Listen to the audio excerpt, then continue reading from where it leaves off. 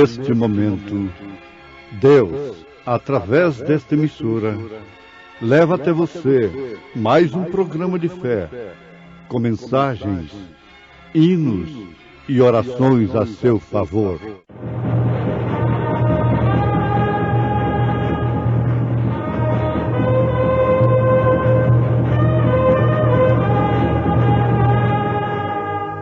Fé para vencer. Somente crer, somente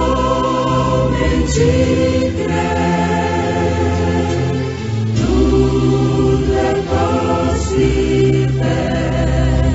somente crer, somente crer, somente crer, tudo é possível, somente crer. E eu vos digo a vós, pedi e dar-se-vos-á, buscai e achareis, batei e abri-se-vos-á, porque qualquer que pede, recebe, e quem busca, acha, e a quem bate, abrir-se-lhe-á.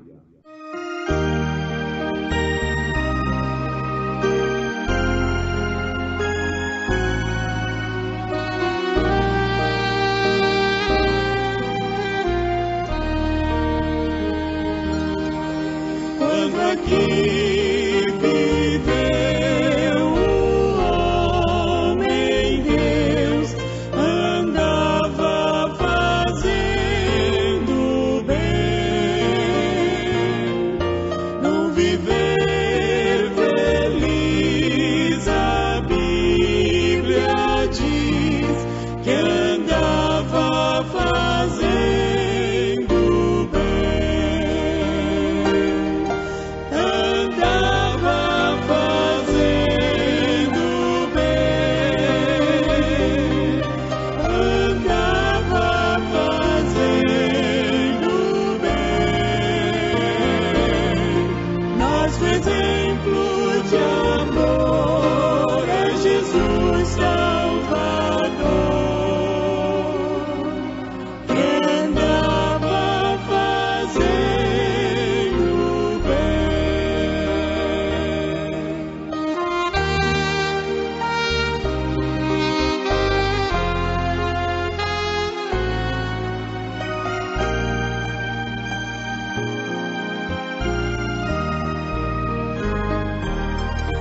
Ele revelou divino amor e aos cegos a vista deu. Sempre a multidão de sua mão favores seus recebeu.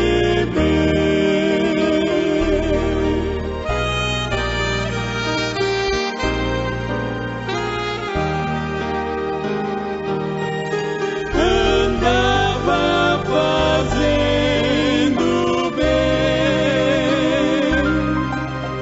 andava fazendo bem. Nosso exemplo de amor é Jesus Salvador, que andava fazendo bem,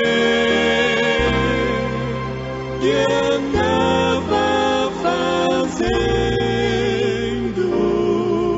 bem.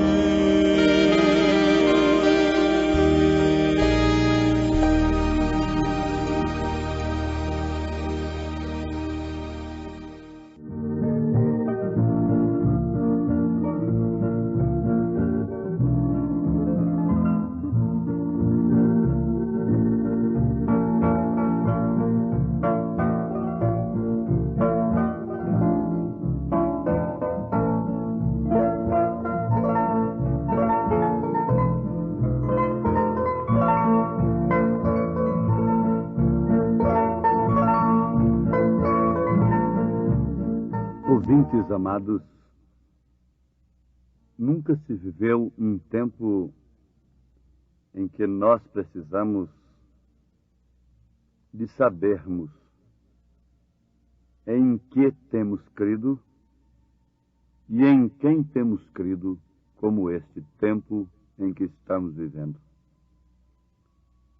Pois se trata de um tempo de engano, de astúcia para enganar. É necessário que tenhamos o Espírito Santo da graça para que não sejamos enganados. A maioria dos pregadores estão pregando sinceramente os seus pontos de vista e são dignos de respeito, eles são dignos até de consideração em um determinado sentido. São sinceros na maioria dos casos, mesmo combatendo uns aos outros, até de uma maneira que não deveria ser.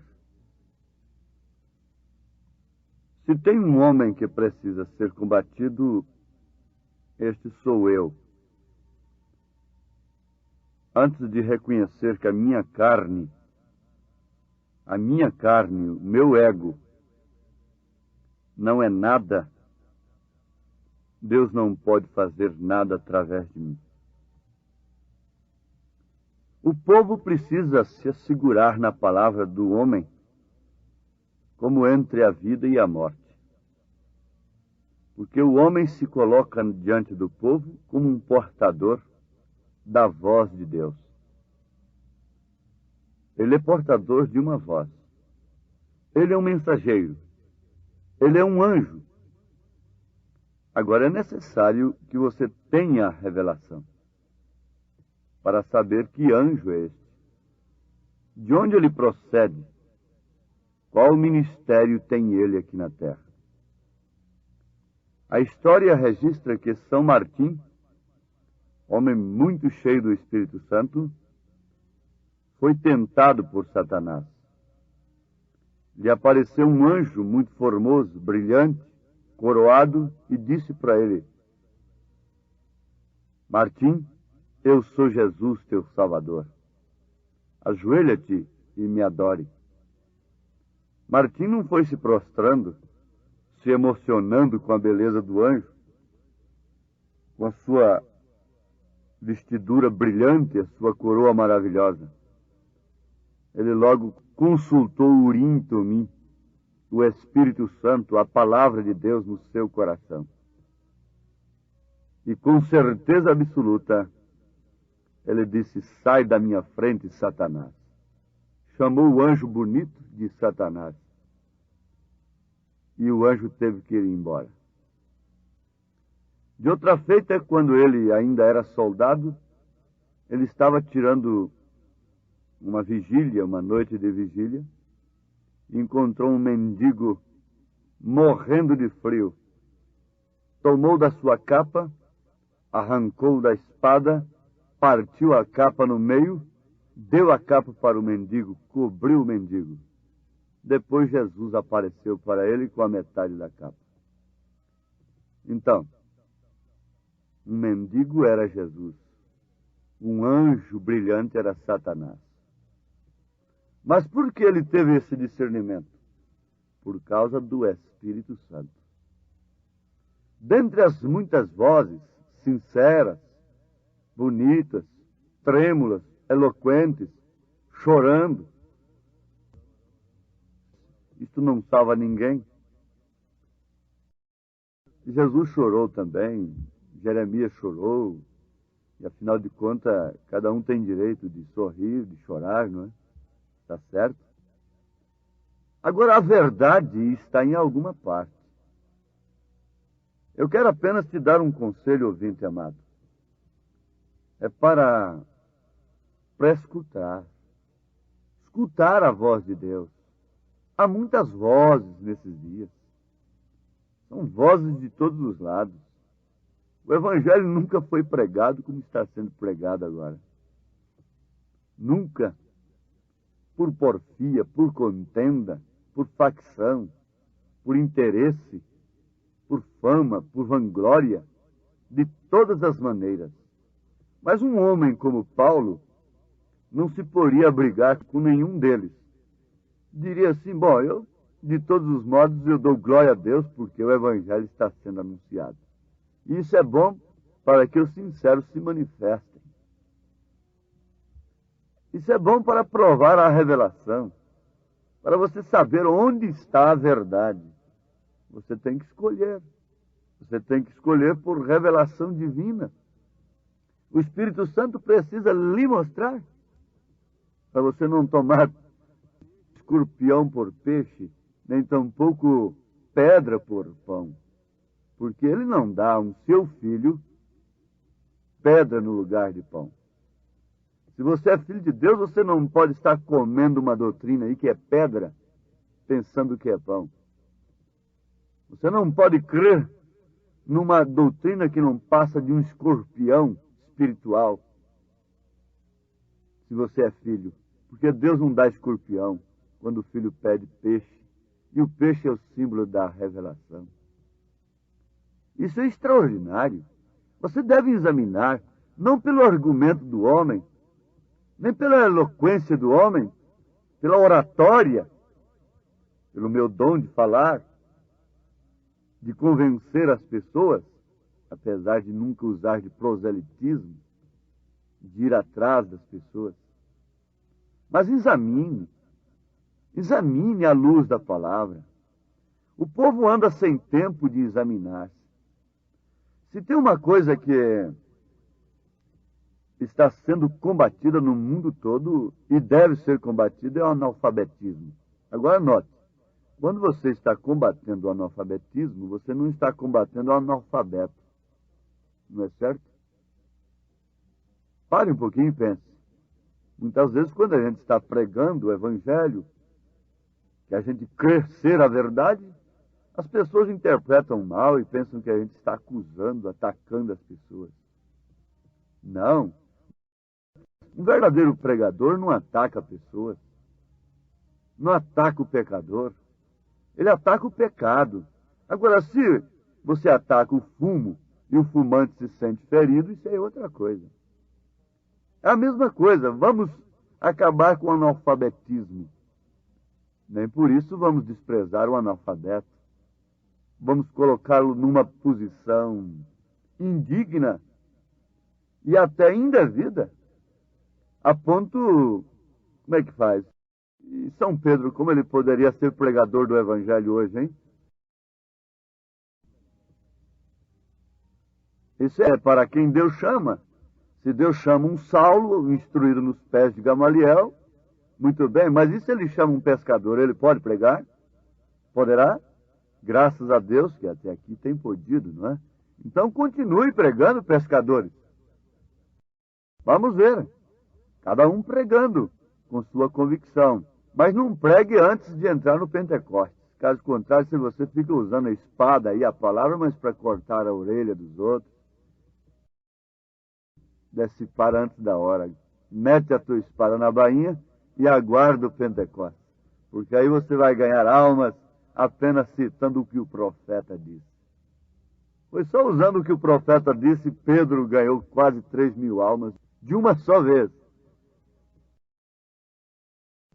Isso é cumprimento da palavra de Deus. Agora, vejamos, eu estava meditando.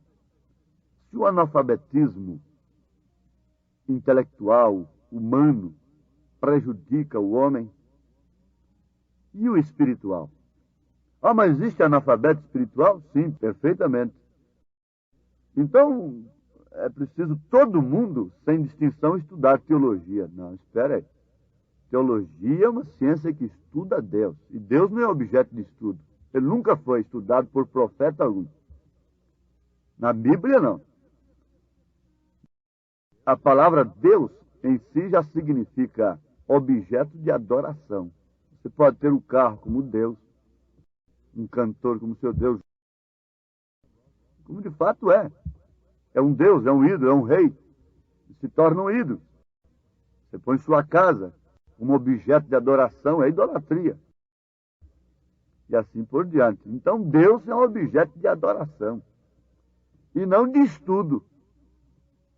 Agora, vamos constatar que o analfabetismo espiritual é pior do que o intelectual. Porque o analfabeto, intelectualmente falando, ele sofre apenas dano na carne. Ele sofre prejuízo na carne, na sua vida terrena. E o analfabeto espiritual sofre dano eterno. Ele sofre a perdição eterna. Oséias, usado por Deus, disse: o meu povo foi destruído por falta de conhecimento. Se referindo ao conhecimento de Deus, não ao conhecimento intelectual. E que vamos falar, que vamos pensar desses analfabetos que não conhecem nem Malaquias 4, 5, 6? O que vamos falar desses analfabetos que não sabem nem onde está a concordância para Mateus 28, 19? Esses analfabetos que vivem vendo três pessoas distintas. Não pode ver o Pai no Filho. Não pode ver que Jesus é Emanuel, é o primeiro e o último, o Alfa e o Ômega. Como esse povo pode entender, conceber o segredo dos 7 trovões do Apocalipse, a revelação dos 7 selos? Como podem aprender álgebra se não sabem nem o ABC ainda? Como podem pensar em grandes coisas profundas se estão enterrados, parecendo avestruz que enterra a cabeça na areia e deixa o corpo de fora exposto para o inimigo, enterrados somente no mistério da cura divina e de mais nada? Como se pode ensinar álgebra para uma pessoa que não sabe nem o ABC? Como se pode pensar no segredo dos 7 trovões, de fé em fé, de glória em glória, até alcançarmos a perfeição? Como podemos ver o mistério da piedade? Agora Jesus levantou os olhos para os céus e disse: graças te dou, ó Pai, porque escondeste estas coisas aos sábios entendidos e as revelaste aos pequeninos. Isso não é para mim exclusivamente. Isso não é para você sozinho. Isso não é somente para um determinado grupo. Jesus disse: eu vos digo a vós, pedi e dá-se-vos-á, buscai e achareis, batei e abrir-se-vos-á, porque qualquer que pede recebe, e quem busca acha, e a quem bate abrir-se-lhe-á. São Lucas capítulo 11, versículo 9, versículo 10. Amados, vamos pensar um pouquinho.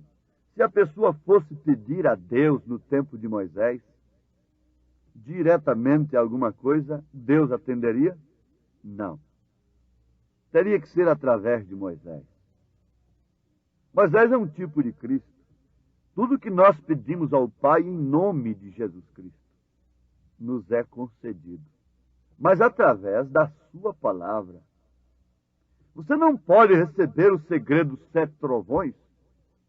O mistério da piedade não pode ser revelado a você sem que você obedeça a Jesus Cristo, sem que você tenha a revelação de que há um profeta profetizado nas Escrituras para esta era, para nos mostrar estas coisas profundas, escondido ao mundo sábio e inteligente, e revelado aos pequeninos que têm tempo para escutar a voz de Deus, para os mancos, os aleijados.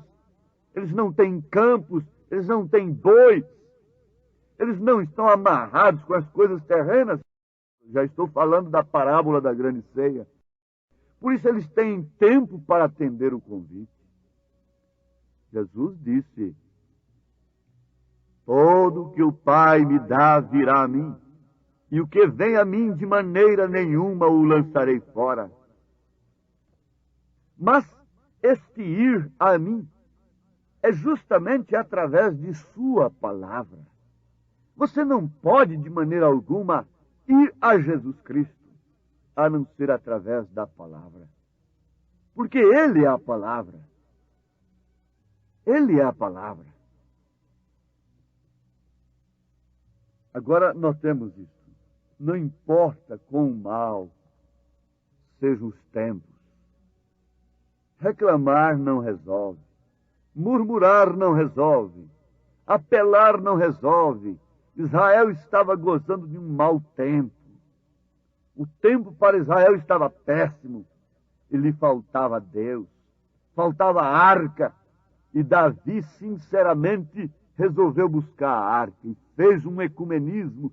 Chamou os capitães, os sacerdotes e uniu a todo mundo para buscar a arca, porque ele sabia que a arca era, de fato, a solução para aquele mau tempo em que Israel estava vivendo.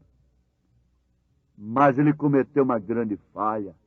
O plano foi frustrado. Não foi avante, causou morte, porque ele não consultou a Natã. Natã era o profeta de Deus. Não adianta nós querermos trazer Deus para o povo, embora lutando, sacrificando, viajando, arriscando a vida, jejuando, orando, lutando de todas as maneiras como Davi lutou bem intencionadamente. Mas tudo isso causará morte se não for através do plano de Deus. Mas é necessário que aquietemos um pouco. É necessário que demos lugar ao Espírito Santo para que Ele possa nos falar. Não estamos aqui para discutir. Não estamos aqui para conjecturar. Não estamos aqui para convencer que você deve deixar sua igreja, deve deixar seu grupo. Não. Nós estamos lutando para que você pare um pouquinho e dê lugar ao Espírito Santo para Ele te falar, para Ele mostrar onde está a verdade. E Ele mostra, Ele não lança fora. E recebendo esta verdade, recebendo essa resposta, você vai constatar que a verdade está no seu coração. A luz está no seu coração. A luz não está num credo. A luz não pode estar numa igreja. A luz não pode estar num homem distintamente. A luz tem que estar em você, porque ela está na sua palavra. É a palavra de Deus. E se essa palavra está em você, você tem luz no seu coração. E por isso, então, você não precisa combater nem A nem B. Basta mostrar sua luz, e aqueles que amam a luz chegam para a luz.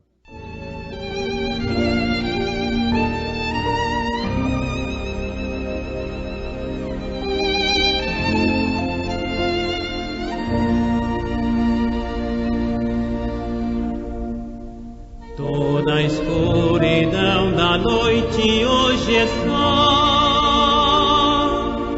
tenho luz no coração,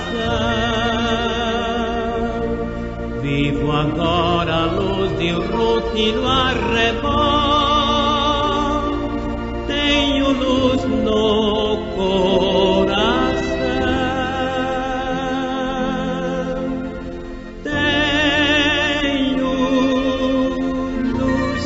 Tenho luz no coração, pois Jesus as trevas todas dissipou. Doces hinos cantarei, pois Jesus hoje é meu Rei. Tenho luz, sim, tenho luz no coração.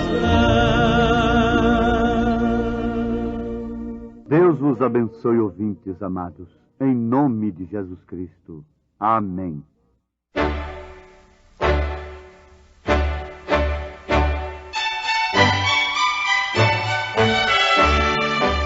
Ouvintes, escreva-nos pela caixa postal de número 15.020, 15020, CEP 74.501-970, Goiânia, Goiás. O nosso endereço na internet é www.apalavraoriginal.org.br. Volte a nos ouvir amanhã novamente, neste mesmo horário, nesta emissora, se o Senhor nos permitir, com fé no Filho de Deus, a fé que vence o mundo.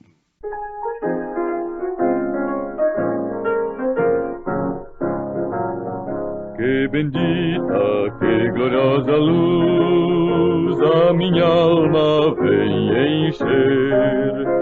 É mais bela, intensa que a do sol. Cristo veio em mim viver. Luz bendita, luz gloriosa em meu viver. Concedida lá dos nossos céus. Só o salvo goza essa luz que vem de Deus.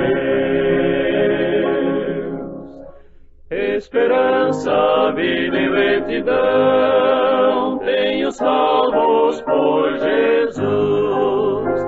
Quem o segue sem desanimar, goza paz, poder e luz.